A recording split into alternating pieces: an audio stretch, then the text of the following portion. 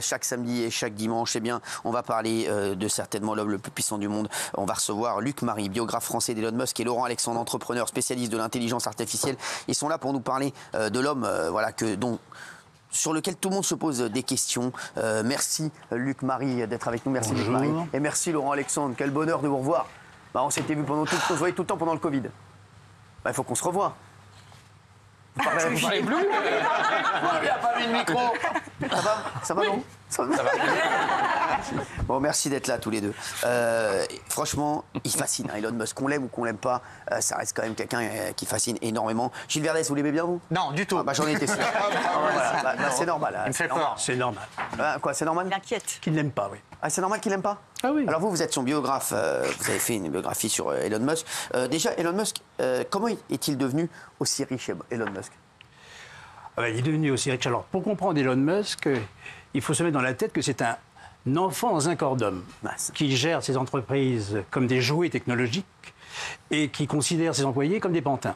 Ah ouais. Cela étant, Elon Musk a trois obsessions. La première, c'est de réconcilier la technologie et la préservation de l'environnement avec une énergie propre, des transports propres.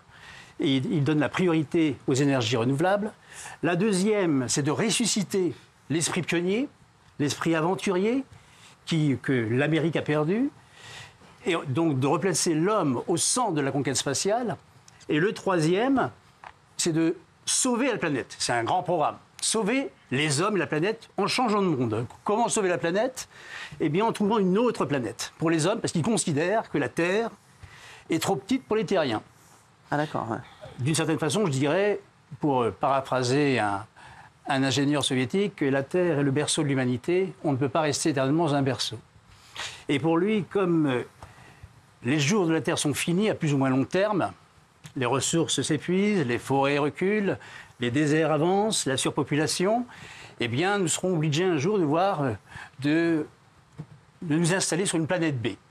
Alors, cette planète B, pour lui, c'est Mars. Mais il n'y a pas seulement une planète B, il y a aussi une planète C, une planète D. C'est-à-dire que Mars n'est qu'une étape. Ce n'est pas un aboutissement. Alors on me dira, pourquoi Mars? Mais pourquoi Mars?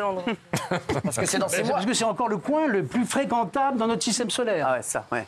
Parce que je pensais, bah oui. C'est pourtant pas la plus proche planète. Non. La plus proche planète, c'est Vénus. C'est Vénus. Mais Vénus, c'est un enfer. Ah oui. C'est un enfer.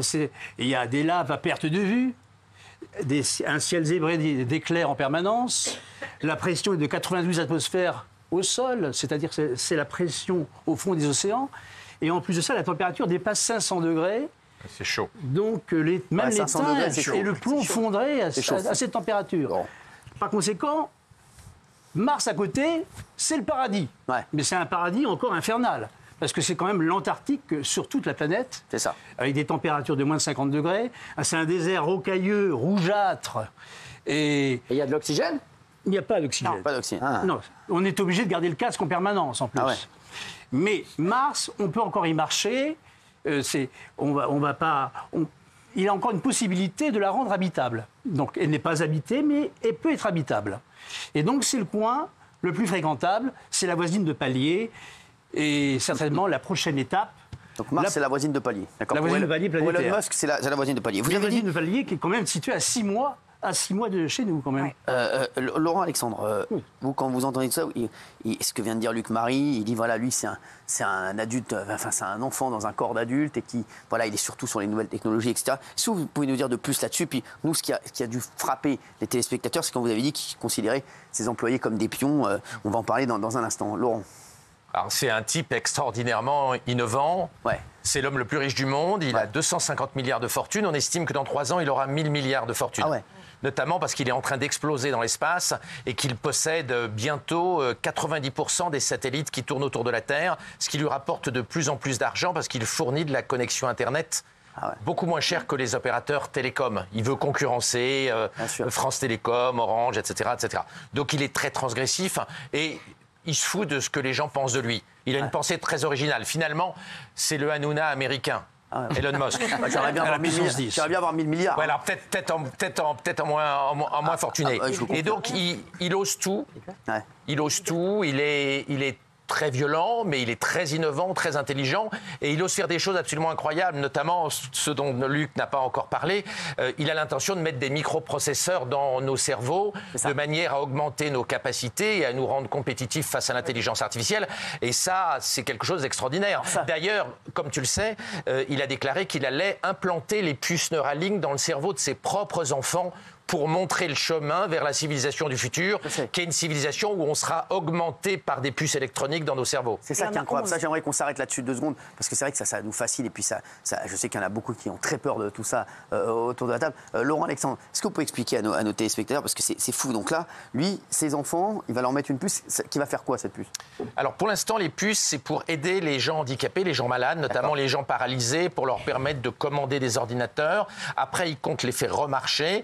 Il compte faire voir les gens qui sont sourds, voir et entendre les gens sourds et puis les gens aveugles, y compris les aveugles de naissance. Et l'étape d'après, c'est de mettre des puces dans nos cerveaux pour nous permettre de communiquer directement par télépathie électronique, par Wi-Fi, etc., par Bluetooth, et après d'augmenter nos capacités cérébrales. Son objectif, c'est de nous rendre aussi intelligents que l'intelligence artificielle et de multiplier par 1000, par 1 million notre mémoire, de manière à ce que nous ayons la mémoire et l'intelligence de ChatGPT et des autres intelligences artificielles. C'est un vrai projet de transformation de la civilisation et de transformation de l'humanité, mais il pense que c'est la seule solution. Il a d'ailleurs déclaré que si nous ne faisions pas ça, nous serons demain face à l'intelligence artificielle comme nos chiens sont face à nous. Exactement. Nous serions les chimpanzés du futur, c'est-à-dire des êtres complètement à la remorque de l'intelligence artificielle si nous ne nous mettons pas à la hauteur de l'intelligence artificielle. Mais aujourd'hui, nous, quand on entend ça, alors est-ce que c'est vrai déjà, petite parenthèse, vous avez parlé de ses enfants il y a un instant, qu'il a appelé son fils XAE-A12? Oui. Ah oui? Oui, alors ça signifie... Et alors, A12, c'était le nom d'un réacteur américain, d'un chasseur américain. Et X, c'est l'inconnu. Et H, c'est une inconnue elfique. Enfin, c'est un peu ésotérique. Mais il a fallu qu'il rebaptise son fils, qu'il supprime le chiffre. Sous la pression des autorités californiennes. Donc ça retire le 12. Alors maintenant, c'est un 12 romain, avec une croix et 2 chiffres, et 2 bâtons.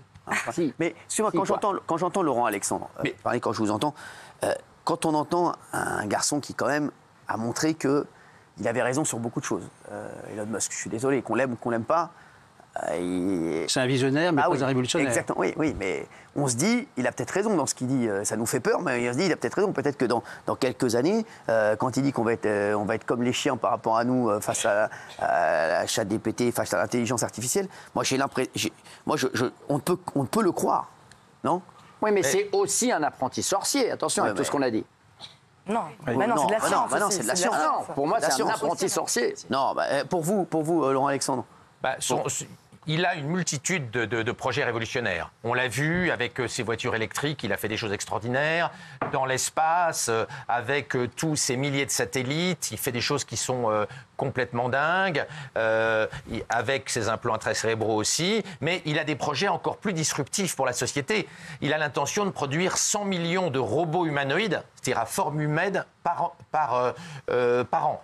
Il pense qu'on va avoir très vite 1 milliard de robots sur Terre pour remplacer les gens dans les usines, pour nous servir de domestiques dans nos maisons, dans nos appartements, parce qu'il pense que les robots vont tomber à $3000 pièce, c'est-à-dire finalement d'être beaucoup plus économique qu'une femme de ménage en travaillant 24 heures sur 24, sans congé payé, sans salaire et sans pause cigarette. Il a en fait une multitude de projets révolutionnaires et il ne faut pas voir Musk sur un seul projet, il faut le voir globalement. Par rapport à la façon dont il est en train de réorganiser la société, de nous installer sur Mars, de changer notre cerveau et de modifier radicalement le travail. Il a déclaré le 3 novembre dernier devant le Premier ministre anglais, avec les robots dotés d'intelligence artificielle, il n'y aura plus de place pour le travail. Tout le monde sera au revenu universel parce que les robots dotés d'intelligence artificielle seront plus compétitifs que les humains. Vous voyez que ce n'est pas un petit changement politique, c'est en fait un changement radical de notre société. Merci. On n'y arrive déjà pas. On va se retrouver dans un instant. On va continuer parce que y a plein de questions qui se posent sur lui. Est-ce qu'il prend de la drogue? Est-ce qu'il a été en couple avec des stars ou pas? On dit qu'il a beaucoup de succès avec les femmes. Il envisage, comme vous l'avez dit, de connecter le cerveau humain à l'intelligence artificielle. On va revenir là-dessus parce que c'est quand même incroyable. On viendra sur ses succès, ses échecs. Il parle énormément de Il n'est pas vraiment connu. Il n'est pas vraiment polyglotte. Il n'est pas vraiment connu pour être polyglotte, non.